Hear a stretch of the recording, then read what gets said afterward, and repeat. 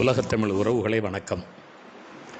செவ்வியல் கால இலக்கியங்கள், செவ்வியல் கால சொற்கள் இவை பல நேரங்களில் நம்மை வியப்பின் விளிம்பிற்கு கொண்டு செல்லுகின்றன. அந்த வகையிலே தமிழிலே செவ்வியல் காலத்தில் இருந்த தாவரங்களை பற்றிய ஒரு ஆய்விற்காக சில செய்திகளை புரட்டிய போது பல்வேறு வியப்பு தரக்கூடிய சிந்தனைகளை உங்களோடு பகிர்ந்து கொள்ள விரும்புகிறேன். கலி என்கிற ஒரு சொல் இருக்கிறது. கலி என்றால் தமிழிலே ஒலி என்கிற பொருள், ஆரவாரம் என்கிற பொருள். கல்யாணம் என்றால் ஆரவாரம். கல்யாணம் அப்படிங்கிற சொல்லிலேயே ரொம்ப நுட்பமான கருத்துக்கள் இருக்கின்றன. ஆணம் என்றால் நேயம், அதே போல் வலிமைங்கிற பொருள், செருக்குங்கிற பொருள், மன எழுச்சிங்கிற பொருள், இப்படி பல்வேறு சொற்கள், பல்வேறு பொருள்கள் அந்த சொல்லுக்கு இருக்கின்றன. பொதுவாக நாம் ஆரவாரம் தருகிற நிகழ்வு அப்படிங்கிற நிலையில் தான் அந்த சொல்லை பார்க்குறோம். அதெல்லாம் அது வடமொழியில் கல்யாணம்னு சொல்லுகிற போது அது அங்கிருந்து வந்ததோ என்கிற எண்ணம் நம்மவர்களுக்கு இருக்கும். ஆனால் செம்மொழியில் நாம் அதை நுணுக்கமாக பார்த்தோமேனால் ரொம்ப நுட்பமான சொல்லாக இருக்கிறது. ஆணம்ங்கிறதுக்கு பற்றுக்கோடுன்னு ஒரு பொருள் இருக்கிறது.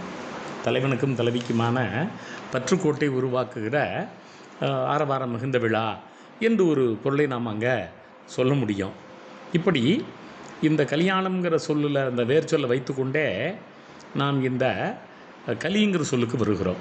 நீங்கள் பேச்சு வழக்கில் கூட கலிக்கம்பட்டிங்கிற ஊரெல்லாம் நான் பார்க்குறேன். கலிக்கம் அப்படின்னாவே கண்ணில் இடுகிற ஒரு மருந்து என்று தமிழ் அகரமுதலி நமக்கு சொல்லி காட்டுகிறது. இந்த கலிமா அப்படிங்கிற ஒரு சொல்லை பார்த்தபோது தேமா தெரிகிறது, இனிமை மிகுந்த மாமரம் அப்படின்னு.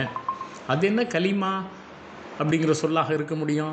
ஒருவேளை குரானில் வருகிற அந்த ஓத்துங்கிற பொருளை கலிமா, இறைவனிடம் வைக்கிற அந்த வேண்டுதல் என்கிற பொருளை இருக்குமோ அப்படின்னு நம்ம பார்த்தோம்னா அந்த நிலையிலையும் அது நமக்கு அது பொருத்தமாக தெரியலை.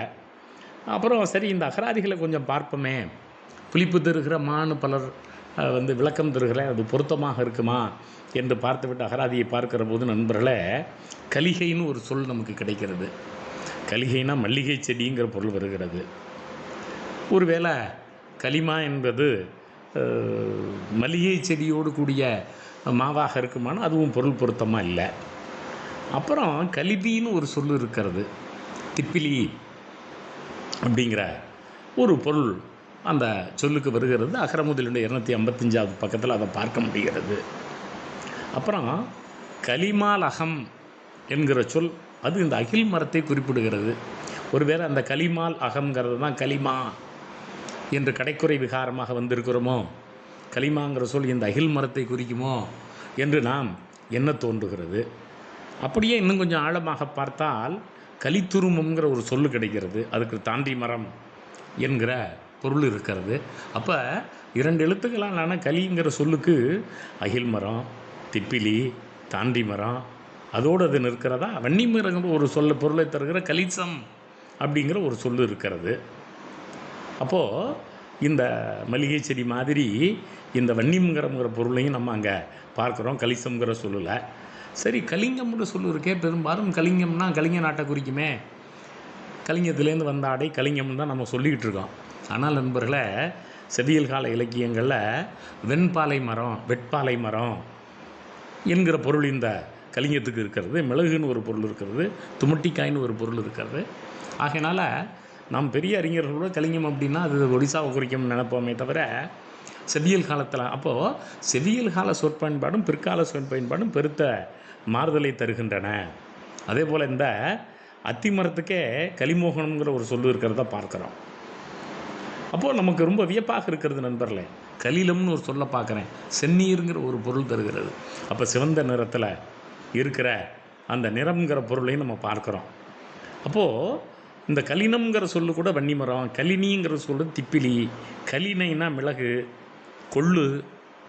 அப்போ இந்த 2 எழுத்துக்களாலான கலிங்கிற சொல்லோடு இந்த கலினை, கலினி, கலிங்கம், எத்தனை சொற்களை நாம் நுட்பமாக கவனிக்கிறோம். அப்போ இந்த 2 சொற்கள் எந்த அளவு இந்த பயன்பாட்டில் இருந்திருக்கின்றன அப்படிங்கிறத நம்ம பார்க்க முடிகிறது நண்பர்களே. ஆகையினால் நாம் இந்த கலி என்கிற இந்த 2 எழுத்துக்களான ஒரு சொல் இருக்கிறதே, அந்த செவ்வியல் கால பயன்பாடு, யூசேஜ் ஆஃப் கிளாசிக்கல் பீரியட் என்பது இருக்கிறதே, அது வந்து கான்டெம்பரரி பீரியட் தமிழ், 20ஆம் நூற்றாண்டு தமிழ் இல்லை. அது மட்டும் இல்லை, அப்போதே 20க்கு மேற்பட்ட பயன்பாட்டில் ஒரு சொல் இருந்திருக்கிறது என்பதை பார்க்குற போது நாம் ரொம்ப வியந்து நிற்கிறோம். அப்போது வெட்ட வெட்ட அள்ள அள்ள தமிழ் சொல் இருக்கிறதே, செவ்வியல் கால தமிழ் இருக்கிறதே, நமக்கு புதிய புதிய பொருண்மைகளை தருவதை பார்க்குறோம். ஒரு தாவர பெயர், அது எத்தனை பொருள்களை இந்த கலிங்கிற சொல்லில், திப்பிலி, அகில், தாண்டி மரம், வன்னி மரம், மல்லிகை செடி, வெட்பாலை மரம், மிளகு, துமட்டிக்காய், எவ்வளவு நுட்பம். இதுக்கிடையில் கலினா தழைத்திருத்தல்ங்கிற ஒரு பொருளும் ஒரு பண்பு பெயராக வருவதையும் நம்ம பார்க்குறோம். ஒட்டு மொத்தத்தில் இந்த செவ்வியல் கால தமிழ் நமக்கு பல்வேறு நுட்பங்களை தருகிறது.